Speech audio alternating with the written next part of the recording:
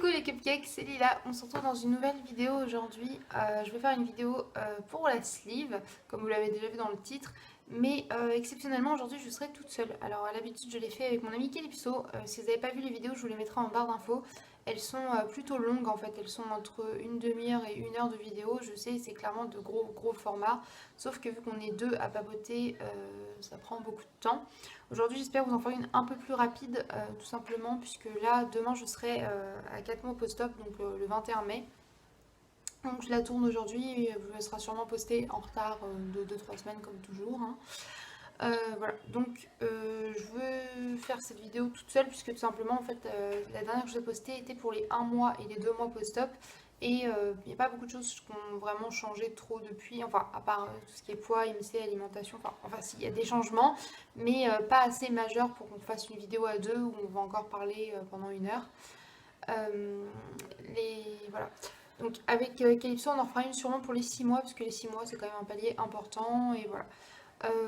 Voilà, c'est parti pour cette vidéo avant que je blablate trop et que ça dure encore des plombes. Voilà. Alors, pour commencer, je vais vous parler de l'alimentation. Ouais, je pense que c'est pas mal pour commencer. De l'alimentation, du coup, au niveau de la nourriture, donc tout se passe toujours très bien, il n'y a pas vraiment trop de soucis. Je mange plutôt bien. Alors, là, j'ai mon protocole alimentaire que j'ai décroché de la cuisine exprès pour vous montrer un petit peu, vous expliquer un petit peu ce qui est normalement marqué et ce que moi je fais au niveau des quantités que j'arrive à manger. Donc, ce sont des exemples, hein, ça peut changer un petit peu, mais c'était surtout par rapport à ce que je mangeais au début. Et là, il y a quelques petits changements, mais c'est rien de bien méchant. Voilà, donc pour le petit déjeuner, à la base, en boisson, un thé ou un café sans sucre ou avec des sucrètes. Moi, je bois du thé, étant donné que je ne le sucre pas, j'ai pas besoin de sucrètes non plus. Je bois juste du thé. En général, mon thé préféré, c'est le thé à la menthe. Je bois un thé menthe le matin, mais il me dure toute la matinée en général, parce que j'arrive plus à boire mon thé en déjeunant, proprement parlant, puisque ça remplit beaucoup l'estomac et que je peux pas manger sinon mon petit déj. Voilà. En nourriture, c'était 2 tranches de pain ou 2 biscottes avec un petit peu de beurre. Alors moi, je mange de la margarine, déjà je mange pas de beurre, mais ça voilà, on s'en fout, mais c'est pour préciser. Alors ça m'arrive encore de manger du pain. Alors 2 tranches de pain, c'est genre pour moi 2 petites tranches de baguette quoi, clairement. Mais quand Paul fait du pain maison, clairement je mange une demi-tranche de pain, ça fait ça. Du coup ça me fait 2 petits carrés, vous voyez c'est assez petit, ça me suffit. 2 biscottes, c'est pareil, souvent je mange une biscotte et une demi, parce que les 2 dernières bouchées, non, ça passera pas, donc je les mange pas. Et sinon, j'aime bien alterner, des fois je mange des céréales, il m'arrive de manger un petit peu de muesli maison, de cornflakes. Là j'ai mangé des chocs à pic ce matin. C'est typiquement quelque chose d'assez sucré, les chocs à pic, c'est pas quelque chose que je m'autorise tout le temps. En général, je fais ça le dimanche. Bon, là, on était lundi, mais vu qu'hier j'avais pas pris de petit déj de fou.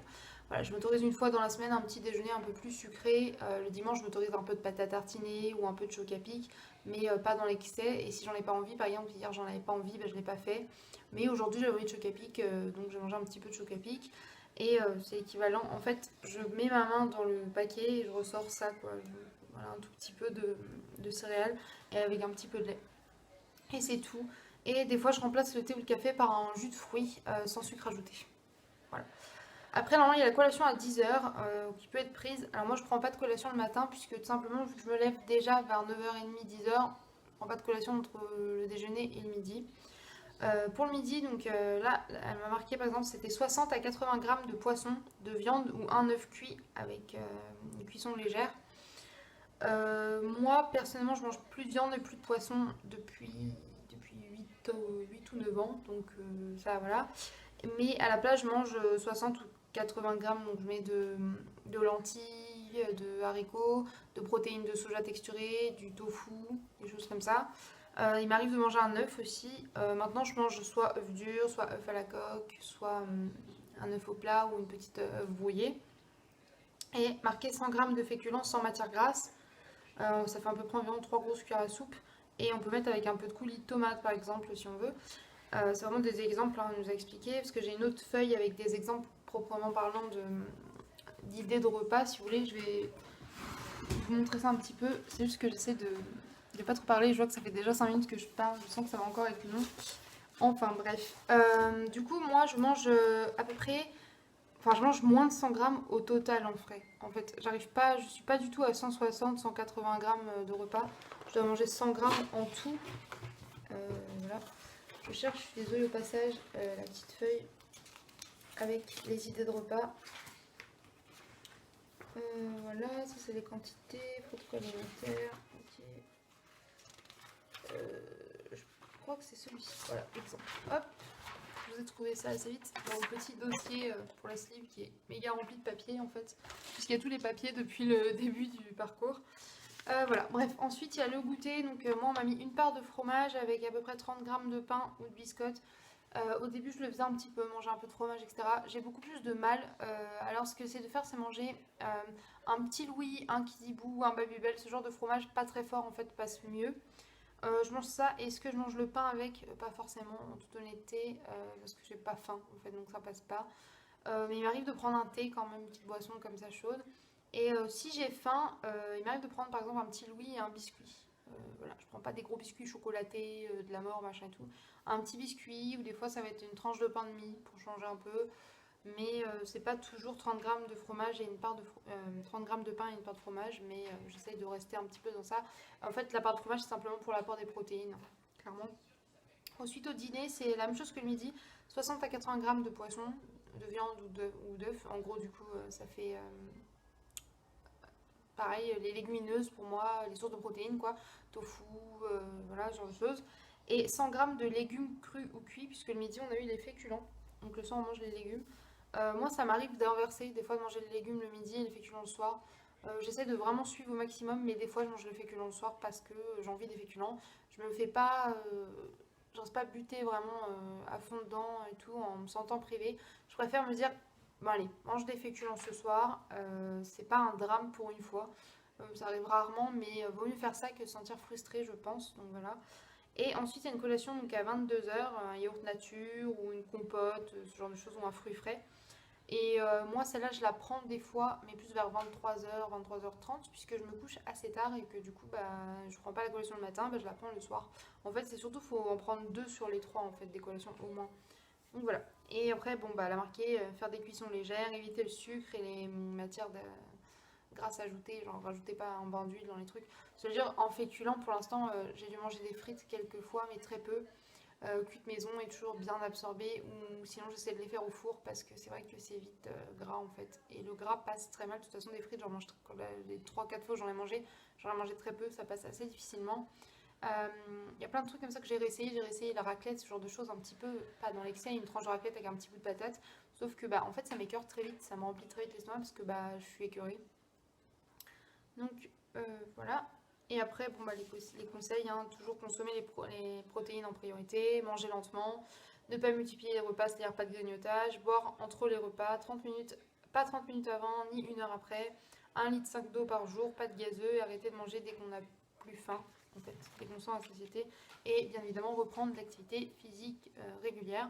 Donc voilà, moi je me force pas à manger plus que ce que mon estomac me dit ça va, t'as bien mangé, et c'est ce qu'il faut faire de toute façon. Voilà, ensuite, si vous voulez des exemples voilà, de nourriture, vous voyez ça comme ça. Voilà, donc ça c'est ce que notre diététicienne nous a fait, c'est vraiment des petits exemples. Donc bah là il y a marqué de la viande, du poisson et tout, moi j'adapte, hein. Mais ça peut donner des idées quand on n'a pas forcément d'idées, donc je trouvais ça super sympa. Voilà, bref, ce qui en est pour la nourriture c'est tout, c'est déjà bien parce que ça fait déjà 10 minutes que je parle. Ensuite je vais passer au niveau des sensations de mon corps, en fait, de ce que moi je ressens par rapport à mon corps. Si ça vous intéresse de toute façon tout ça, je vous remettrai mon Instagram spécifique en barre d'infos où je poste des photos de mes repas et aussi des bilans écrits. Avant je le faisais par semaine, là j'y pense pas forcément, j'essaie d'en faire de temps en temps. Là je vais sûrement poster celui pour les 4 mois aussi, donc n'hésitez pas à aller voir, c'est plus concis, c'est juste un petit post Insta. Et les photos des repas peuvent peut-être vous donner des idées, vous donner un ordre d'idée du fait que je mange plutôt varié, plein de choses. Voilà, bref. Alors, les sensations que je ressens en ce moment, c'est beaucoup de fatigue. Mais alors là, c'est aussi dû au fait que je vais me faire poser un stérilet et j'ai mes règles depuis plus de 10 jours. Ça m'a complètement cassée et fatiguée, sachant que moi je suis encore très fatiguée. À 4 mois post-op, je vois que j'ai toujours du mal, j'ai toujours besoin de faire de grosses nuits. Je sais que c'est contradictoire avec le fait que je me couche très tard, mais j'ai du mal à me coucher tôt en fait. C'est quelque chose, j'y arrive pas. Et souvent, bah, en fait, là où je passe le plus de temps avec Paul, c'est le soir en fait. Donc du coup, bah voilà, je me couche tard. Après, au niveau des désagréments, le chirurgien m'a prescrit de l'inexium, je crois. Un truc comme ça, enfin bref, un truc pour les brûlures d'estomac et les remontées, parce que j'avais beaucoup de remontées acides et de brûlures qui surviennent souvent après manger ou même des fois dans la nuit. Après, niveau malaise et tout, donc j'ai toujours pas fait de malaise. Ça, c'est plutôt cool. Pas de dumping, de choses comme ça. Donc, les dumpings, justement, c'est des malaises dus au fait de manger trop gras, trop sucré, trop rapidement d'un coup. Un truc qui va pas, on sent des montées de chaleur, on a la tête qui tourne, évanouissement, etc. Enfin, bref, voilà. J'ai vomi une seule fois depuis la dernière fois. Ça a été plutôt parce qu'un désagrément dû à une odeur en fait qui m'a pas plu. J'étais un peu barbouillée mais ça allait. Et il y a une odeur forte que j'ai pas du tout aimée et bah, j'ai vomi parce que je suis très sensible aux odeurs donc voilà. Et voilà, c'est tout. Niveau de sensation, au niveau de mon corps, il n'y a que ça, rien n'a vraiment changé. Enfin, si ce n'est le fait que quand je marche et tout, je me sens plus légère. Vraiment, je le sens qu'il y a moins de poids qui pèse sur mes articulations, notamment quand je mets des talons, parce que j'adore marcher avec des talons, et bah ça faisait un moment que je mettais plus que des chaussures plates, hein, clairement, puisque les talons hauts c'était devenu improbable. En plus, je pense que je les aurais pétés en faisant 2 pas. Voilà. Mais du coup, bah, je me sens beaucoup plus légère, je me sens plus en harmonie avec moi-même, en fait, tout simplement. Mon corps me convient de plus en plus au niveau de la sensation que j'ai avec lui quand je me déplace ou quand je me mets au sport. Donc voilà. Et tout ça pour en arriver au sport, tout simplement. On va parler du sport. Donc au niveau du sport, j'ai toujours la marche. Je fais toujours du Pokémon Go pour aller marcher le plus possible. Je marche, cette semaine j'ai très peu marché parce que j'étais beaucoup fatiguée. Mais en général, j'essaie de marcher 1 à 2 km par jour minimum. Là, je vais me remettre à faire un petit peu de musculation avec des poids très légers ou au poids de corps avec Doudou. Parce que le chirurgien m'a dit que c'était pas encore dans les, dans l'immédiat le plus important de penser à muscler avec des poids et tout. Il préfère vraiment qu'on se concentre sur la perte, le cardio, etc. Et là, vu que les beaux jours arrivent, je vais me remettre au roller. J'adore faire du roller, donc je pense que je vais aller me promener en roller. Ça va me faire du bien, ça travaille beaucoup les cuisses, c'est beaucoup de cardio, donc c'est pas mal. Et j'ai une corde à sauter aussi. Des jours, ça m'arrive de faire de la corde à sauter, chose que je ne pouvais plus faire avec mes genoux qui ne supportaient pas en fait mon surpoids tout simplement. Donc ça, c'est plutôt cool. Et enfin, pour en arriver au point qui vous intéresse, je pense, le plus, mon poids, mon IMC, l'évolution de ce côté-là. On va parler de ça. Juste avant, je voulais vous dire que enfin, j'arrive à voir que j'ai perdu du poids dans le miroir. Ce que je disais au 1 mois et 2 mois, je le voyais sans vraiment le voir. Là, quand je me regarde, je vois bien que j'ai beaucoup fondu du visage, même de ma silhouette. Je me sens beaucoup mieux. Je le vois beaucoup dans mes fringues. Je me sens plus à l'aise, clairement. Et ça fait du bien déjà de s'en rendre compte, même si on s'en... Parce que j'avais l'impression d'en m'en rendre compte sans m'en rendre compte. Et maintenant, je le vois bien et je me sens mieux. Donc voilà. Alors pour le poids, donc je récapitule. Au début de mon parcours sleeve, du coup j'étais à 119 kg, ce qui me faisait un IMC de 41,7 dans lequel j'étais considérée comme obèse morbide.